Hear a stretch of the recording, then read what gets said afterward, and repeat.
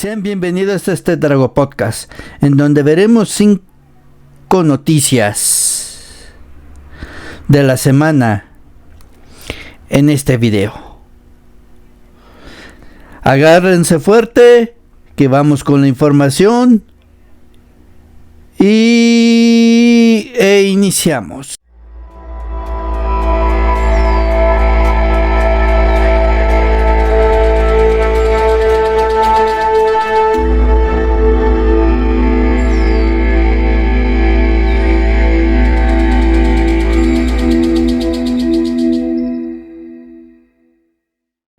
Vamos con la primera información que ocurrió el día 15 de este mes, 15 de abril, en la Ciudad de México, siendo más precisos en la alcaldía Azcapotzalco, que es referente a la detención de un integrante de una célula criminal del cártel de Sinaloa,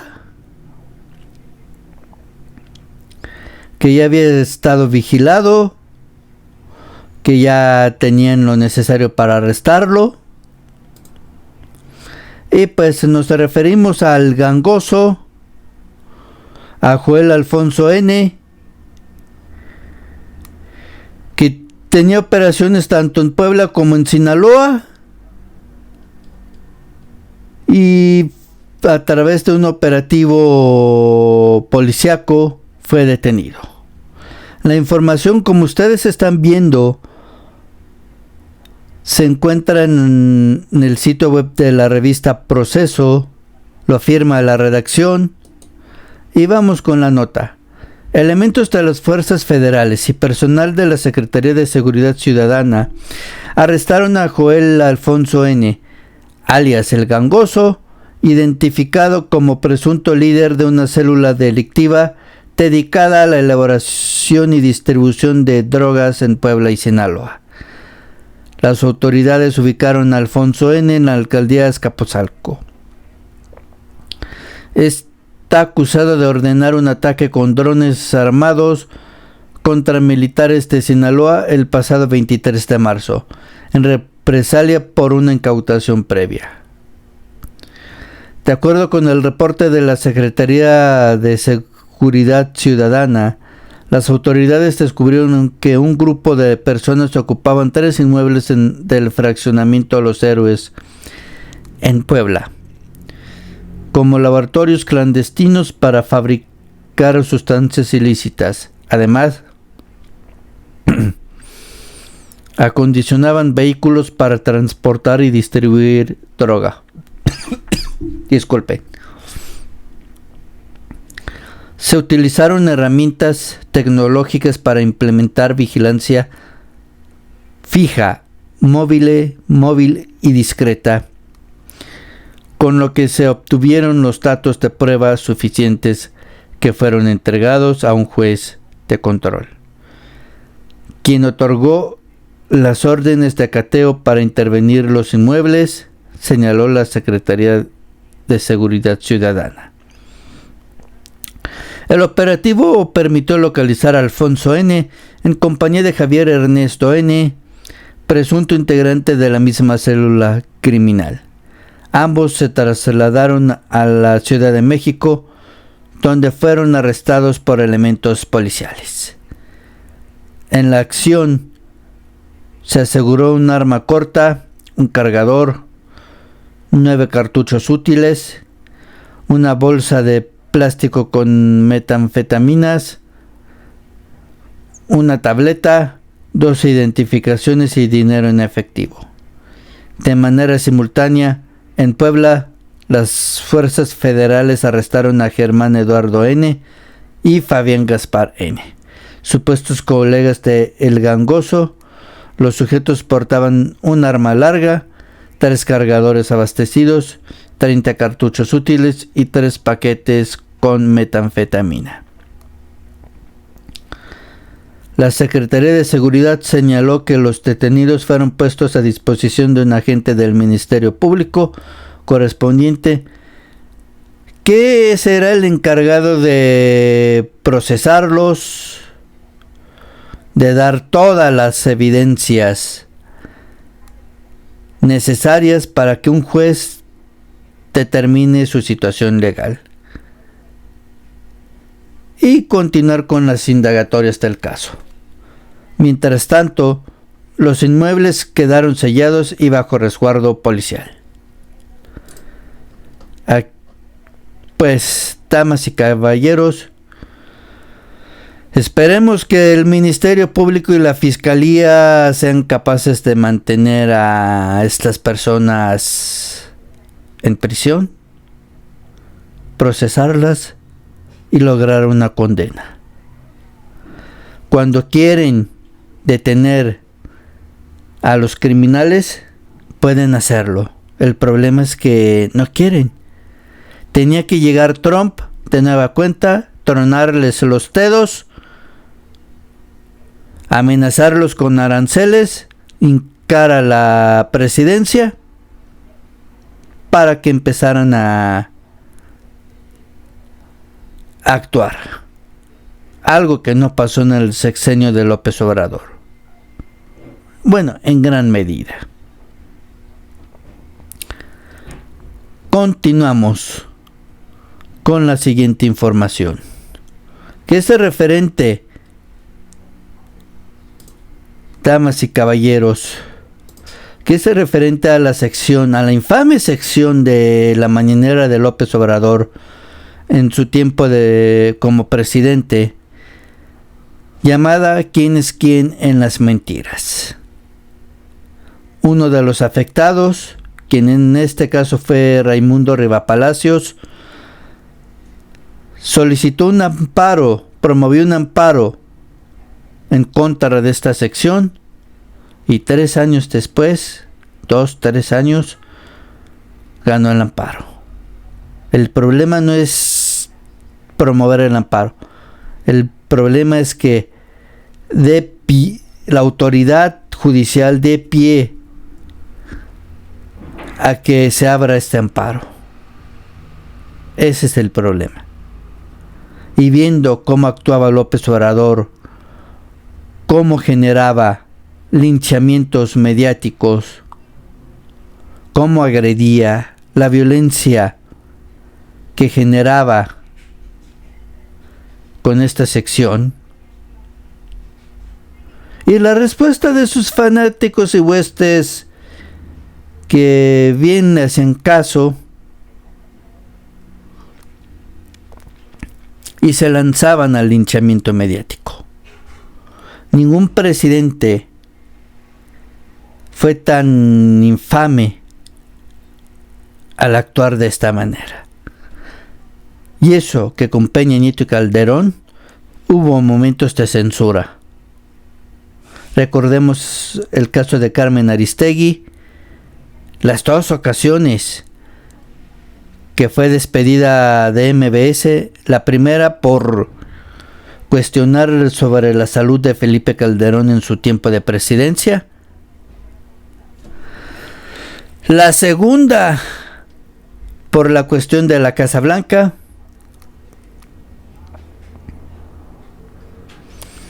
lo cual generó una presión tremenda en contra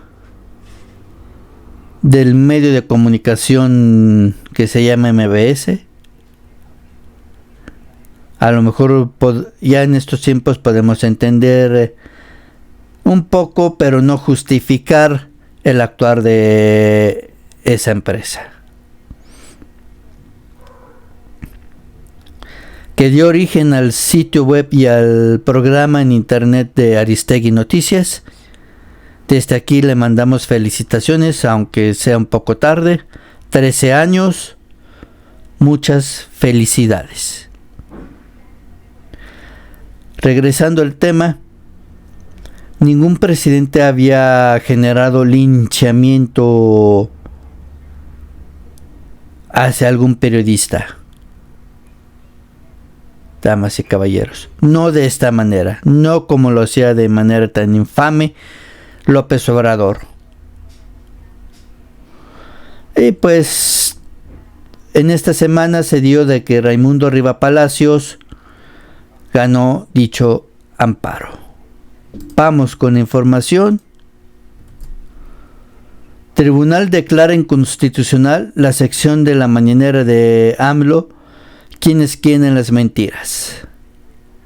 Aquí pueden ver a la infame Ana Elizabeth García Vilchis,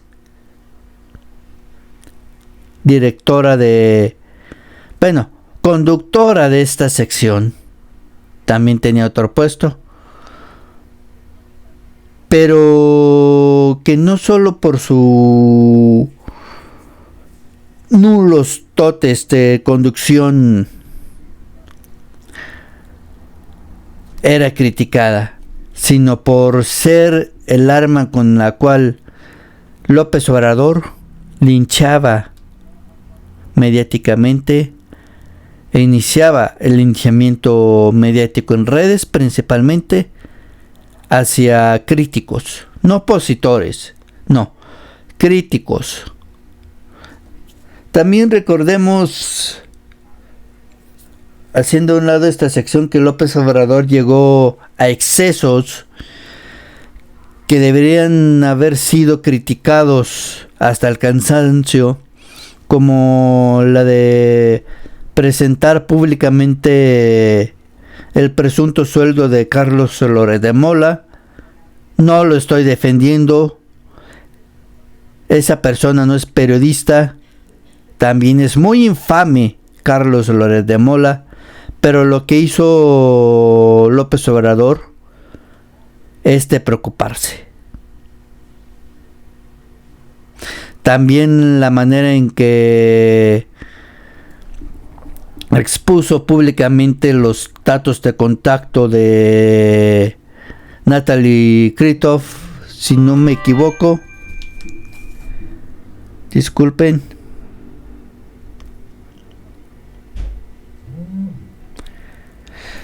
Continuamos. De Natalie Kritov, periodista del New York Times, por unas preguntas que le quería hacer a López Obrador referente a una investigación que está pausada sobre un presunto financiamiento del cártel de Sinaloa hacia su campaña del 2006, y que él maliciosamente reveló dicha información. La mañanera no solo era usada para adoctrinar al público creyente en López Obrador, sino para denostar, agredir, violentar los derechos al grado de llegar a un linchamiento mediático en contra de críticos y periodistas que pensaban de manera diferente y piensan de manera diferente al del actual partido en el gobierno y sus dos representantes que han ocupado la presidencia, López Obrador y Claudia Sheinbaum Pardo. Esta nota, como la están viendo, al igual es de la revista Proceso en su sitio web, la firma Diana Lastiri. Y vamos con la información. Un tribunal federal declaró inconstitucional la creación de la sección ¿Quiénes quieren las mentiras?, implementada verbalmente por el expresidente Andrés Manuel López Obrador, al considerar que es violatoria de la libertad de expresión. Como lo dice el inicio de este artículo, esta sección fue creada verbalmente por López Obrador. ¿Qué quiere decir eso? Que se creó por el decreto de la palabra del expresidente, de entonces el presidente, sin implementar reglas algunas, sin establecer límites, lineamientos, procedimientos. No, fue el capricho de López Obrador, como muchas cosas que actualmente vamos a padecer y hemos vivido gracias a López Obrador. por sus cascarones, que en otras ocasiones se le faltan, y por los caprichos que él ha tenido durante su sexenio. Continuó. El 20º Tribunal Colegiado en Materia Administrativa en la Ciudad de México consideró que esta sección, al haber sido creada verbalmente, reprimió a la prensa crítica durante el sexenio de López Obrador. Ya no está esta sección y Ana Elizabeth García Vilchis, pero de cierto modo está el espíritu con las mañaneras de Claudia Sheinbaum. Al mismo tiempo está ese espíritu. Damas y caballeros, la creación de la sección referida sin un mandamiento escrito con parámetros de actuación, límites precisos y reglas objetivas previas dio lugar a un sistema de propaganda gubernamental postfactual que deforma la verdad desde el poder. Es que para eso se crearon las mañaneras, tanto las de Claudia Sheinbaum como las de López Obrador. Reprime a la prensa crítica e impide a la ciudadanía el acceso a la información en condiciones de objetividad y neutralidad, señaló.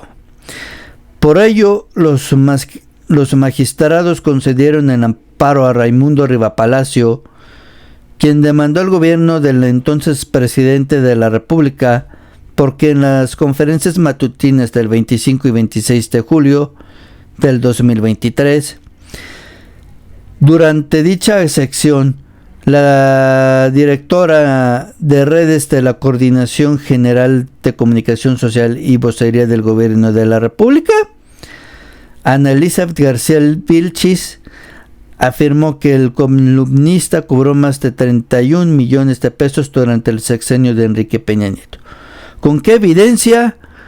¿Con qué información? Tal vez con la del SAT, pero aún así no había garantía de que eso fuera real. Fue una forma de intimidar y de amedrentar al periodista. Todo esto salió por los huevos de López Obrador. Al analizar el contenido de esta sección, el colegiado afirmó que la misma viola la Constitución porque viola las libertades de prensa, expresión e información consagradas en la misma. Si la actual ley de amparo no existiera, no se hubiera aprobado, y continuara la anterior ley de amparo, esta sección no tendría posibilidades de volverse a repetir, porque este amparo se extendería no solo a Raimundo Rivapalacios, sino a todo el gremio periodístico o a cualquiera que pueda llegar a ser afectado por acciones similares actualmente en la presidencia de Claudia Sheinbaum. Pero con esta ley de amparo nada más protege al periodista mencionado. Como medida de no repetición para el periodista quejoso, el Poder Ejecutivo se abstenga de afectar su esfera jurídica a través de plataformas de comunicación social que se aparten de los parámetros de veracidad, objetividad, neutralidad e institucionalidad, en detrimento de los derechos humanos, a los datos personales, a la vida privada y al honor del periodista promovente, señaló el colegiado. El Poder Ejecutivo y las autoridades responsables se abstengan de emitir manifestaciones o declaraciones públicas que exhiban datos e informaciones íntimas y privadas del periodista quejoso, o que impliquen ataques, denostaciones y descalificaciones hacia su persona. Repito, con la ley de amparo anterior, todo esto que se mencionó se extendería a cualquiera que llegara a ser afectado por acciones de este tipo. Los magistrados advirtieron que en caso de que el gobierno federal realice alguna manifestación o declaración pública sobre Riva Palacios, deberán mencionar y exhibir las pruebas que sustenten su dicho y otorgarle el derecho de réplica dentro de las 24 horas siguientes a que sean realizadas las declaraciones. Asimismo, ordenó bajar la información relacionada con las conferencias matutinas del expresidente López Obrador del 25 y 26 de julio del 2023, en las que fue difundida información falsa sobre Riva Palacio. ¿Se bajarán dichas mañaneras? ¿Se repetirá esta sección? ¿Volverá esta infame exfuncionaria pública a la mañanera? Solo el tiempo nos lo dirá. ¿Cuánto cobraba Ana Elizabeth García Vilchis por hacer este show? Por amedrentar y agredir a críticos del partido y del entonces presidente Andrés Manuel López Obrador. Creo que es el mismo trabajo de los troles que entran a programas y videos a atacar, a morder como focas a los que mencionen y critiquen al régimen. Damas y caballeros. Y bueno, continuando con la información,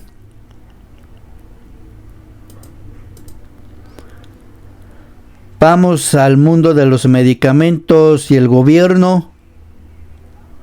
Y la pregunta, ¿no que ya somos Dinamarca? ¿No que ya estaba resuelto esto de los medicamentos, el desabasto? ¿No que ya se había acabado la corrupción? Pues parece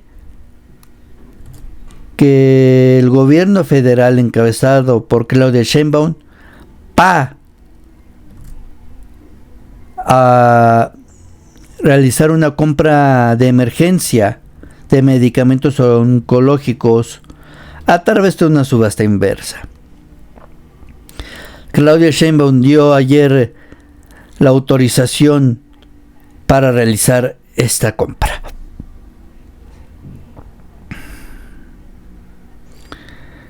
El sexenio pasado también fue infame en este rubro por la forma en que López Obrador y el aparato del gobierno, junto con sus propagandistas, atacaron y denostaron a los padres de niños con cáncer.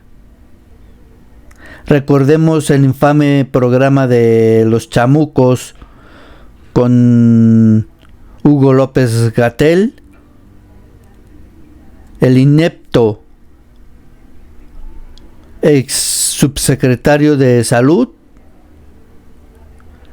el inepto zar anti-COVID, que le fue muy permisivo al jefe en sus declaraciones y acciones, también en sus giras durante la pandemia,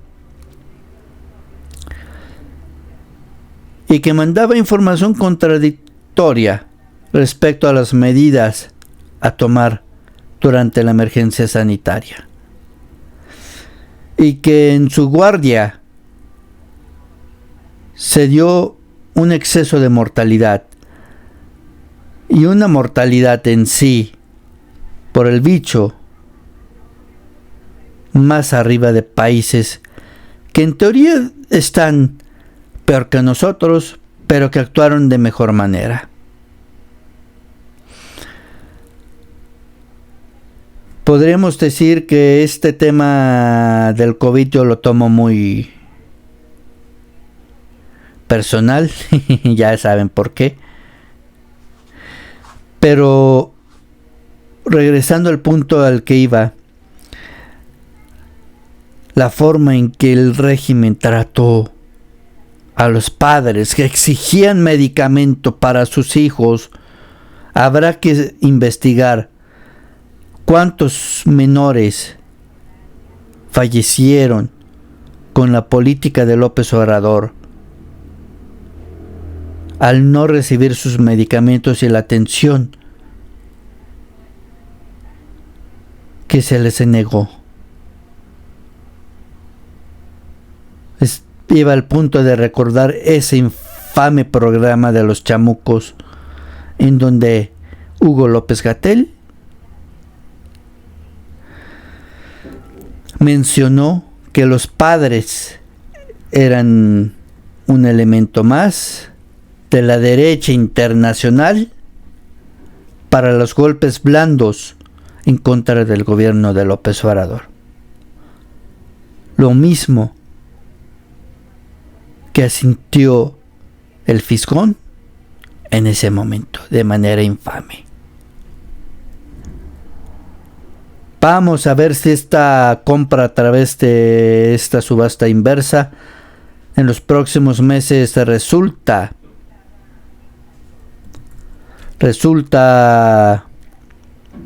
fiable, resulta conveniente y que entreguen medicamentos que sirvan, por lo menos que entreguen medicamentos que con los que se les pueda atender a los pacientes con cáncer en este país. Vamos con la información, la cual es pista de este Animal Político. Lo firma la redacción. Y que supuestamente en este mes y el próximo se debe de resolver el tema del abasto de medicamentos.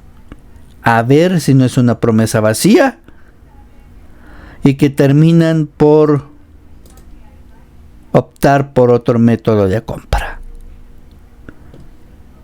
La ineptitud y tal vez la corrupción en este tema, al igual que en muchos del sexenio pasado, está teniendo consecuencias. Vamos con la información. La presidenta de México, Claudia Sheinbaum, informó que desde la semana pasada autorizó una compra emergente para adquirir 4 medicamentos oncológicos. Durante su conferencia matutina, la mandataria dijo que dicha compra se realizó a través de una subasta inversa, mecanismo que permite al gobierno adquirir bienes o servicios al menor precio. De hecho, antier fue la notificación de que es factible hacerlo. Se publica la investigación de mercado y de inmediato viene la subasta inversa, que es para algunos de los medicamentos oncológicos, refirió. Se abre la subasta, se presentan las propuestas y en un día, 2 días, van dando los menores precios. Por eso se llama subasta inversa, porque es el menor precio. Aquí es, no sé si es error de la redacción de Animal Político o si realmente dijo esto Claudia Sheinbaum, pero eso es lo que me preocupa ya que iba revisando la nota. Es el menor precio posible con la menor calidad. De que si eso es así, ¿de qué chingados nos va a servir que compren estos medicamentos si al final no van a servir ni para nada? Que va a ser como un placebo o van a terminar haciendo más daño que bien. Damas y caballeros. Entonces en 2 días, en vez de 1 mes y medio, se resuelve y se pone a competir a quien ofrece cierto medicamento. Así se van a hacer todas las asignaciones del medicamento, por lo menos durante este periodo, sostuvo. Sheinbaum aseguró que en este mes y el próximo debe resolverse el tema del abasto. Asimismo, la mandataria insistió en que en el caso de la compra consolidada de medicamentos, la Secretaría Anticorrupción y Buen Gobierno hizo un muy buen trabajo al identificar que había irregularidades que se estaban cometiendo. No fue 1 año o 2 años después, sino durante el proceso, y se logró detenerlo. Es un buen ejemplo de cómo se puede atender casos de corrupción con un enfoque preventivo. Ok, si es así, ¿dónde también están los involucrados? Los funcionarios que iban o que estaban incurriendo en este acto de corrupción. ¿O fue que la compra consolidada no les estaba beneficiando mucho o no era lo que querían y la detuvieron? Yo pregunto. También destacó que a veces se enfrenta la problemática de que las farmacéuticas ganan una licitación diciendo que pueden entregar medicamentos en determinada fecha, pero muchos de ellos no los entregan en las fechas acordadas. Habrá sanciones e inhabilitaciones, sostuvo. Y bueno, aquí está el video de Twitter de la declaración de Claudia Sheinbaum. Damas y caballeros. Y bueno,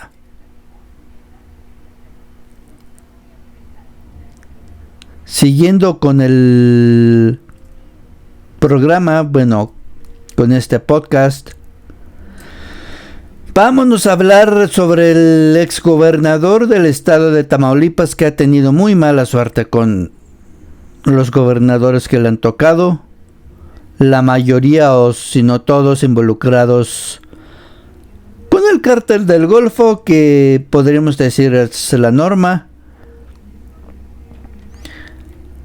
y que han sido de los gobernadores más corruptos en su generación como gobernadores. En este caso nos referimos a Tomás Yarrington Rubalcaba, si no me equivoco en el segundo apellido, en el que le dictaron formal prisión por delitos contra la salud y lavado de dinero.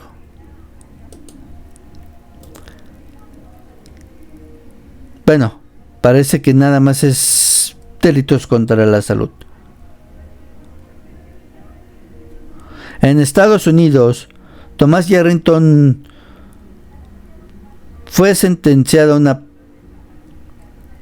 pena corta tras cooperar con el gobierno estadounidense por el delito de lavado de dinero.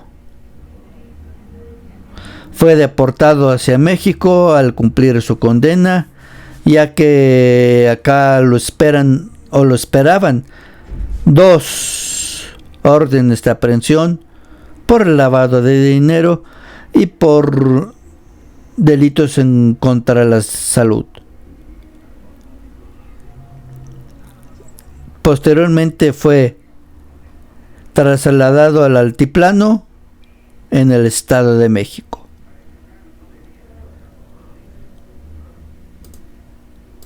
Como pueden ver, esta información se comparte de este animal político.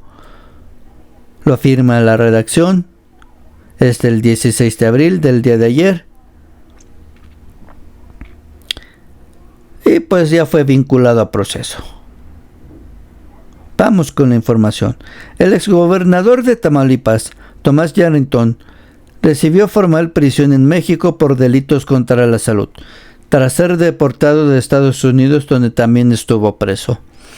De acuerdo con la FGR, el juez segundo de Distrito de Procesos Penales Federales en el estado de Tamaulipas, con sede en Matamoros, emitió el auto de formal prisión por delitos contra la salud en la modalidad de colaboración al fomento para posibilitar la ejecución de delitos de esa misma naturaleza. Esto ocurre luego de que el pasado 9 de abril autoridades de los Estados Unidos lo deportaron en la garita El Chaparral, en Tijuana, Baja California, y le informaran de la orden de aprehensión en su contra para posteriormente trasladarlo al penal del Altiplano, en el Estado de México, donde quedó a disposición del juez. Aquí está la tarjeta informativa de la Fiscalía General de la República. En enero del 24 se dio a conocer que Yarrington, quien había sido sentenciado en Estados Unidos a 9 años de prisión por aceptar más de 3.5 millones de dólares en sobornos ilegales. Bueno, eso de ilegal ya es redundante porque todo soborno es ilegal. Y usarlos para comprar propiedades de manera fraudulenta, llegó a un acuerdo con autoridades de dicho país para cortar su sentencia, para salir de la cárcel en noviembre de ese año. Dicho ajuste se realizó tras la lucha judicial que mantuvo y luego de declararse culpable por lavado de dinero, además de que su defensa argumentó que no se había tomado en cuenta el tiempo en prisión desde que fue detenido en Italia en abril del 2017. Posteriormente, de acuerdo con el Buró Federal de Prisiones y meses antes de lo previsto, en julio del 24, el gobierno de Estados Unidos liberó a Yarrington. Recordemos, como lo dice la nota, que se fue a esconder a Italia.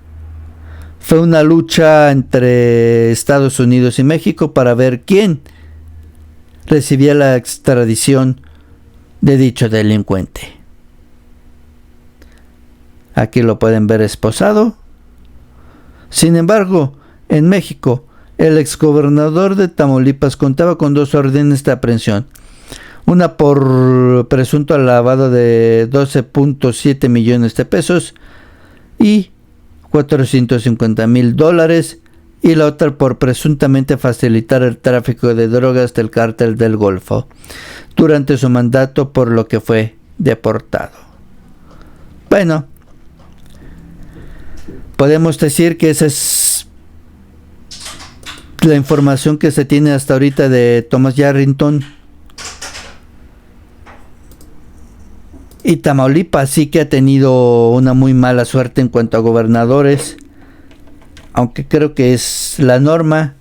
Thomas Yarrington forma parte de las filas del PRI, la organización criminal más peligrosa de la historia de México,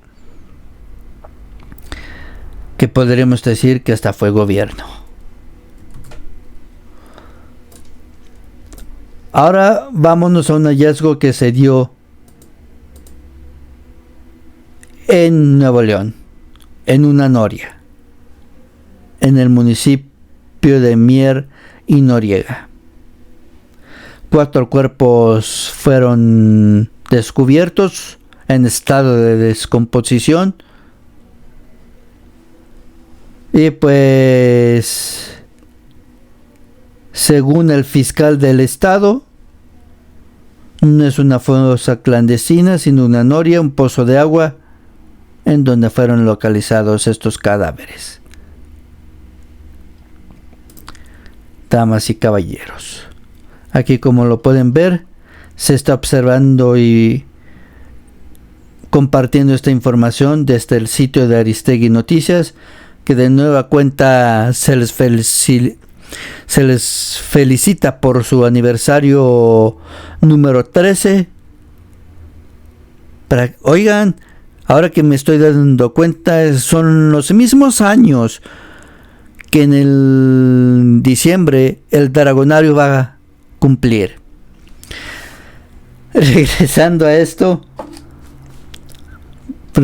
vamos con la nota. Lo firma la redacción desde el sitio web de Aristegui.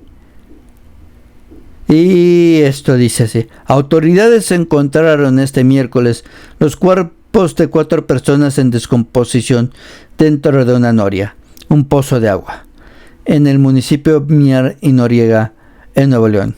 El fiscal general de Justicia del Estado, Javier Flores, informó a los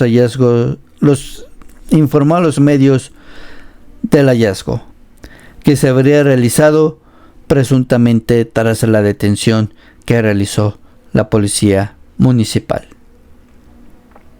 A pesar del descubrimiento, el titular del órgano autónomo aseguró que no se trata de una fosa clandestina, sino de una noria, en donde hasta el momento se han encontrado estos 4 cadáveres. Aquí está la declaración del fiscal.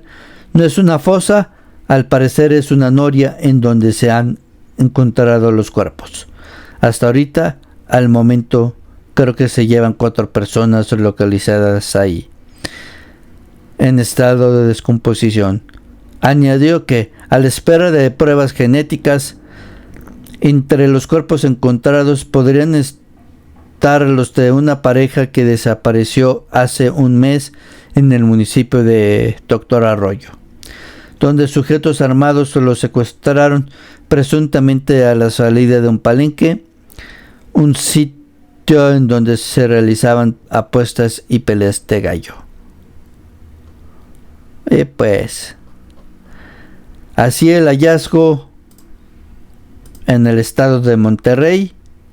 Las desapariciones siguen al auge, aunque el gobierno trata de negarlo, aunque personajes tan infames como Gerardo Fernández Noroña digan que no, que es intervencionismo de la ONU, y que no ven que es la oportunidad para resolver este fenómeno que sigue azotando al país. Sin más, me despido. Nos vemos hasta la próxima. Muy buenos días, buenas tardes, buenas noches y salud.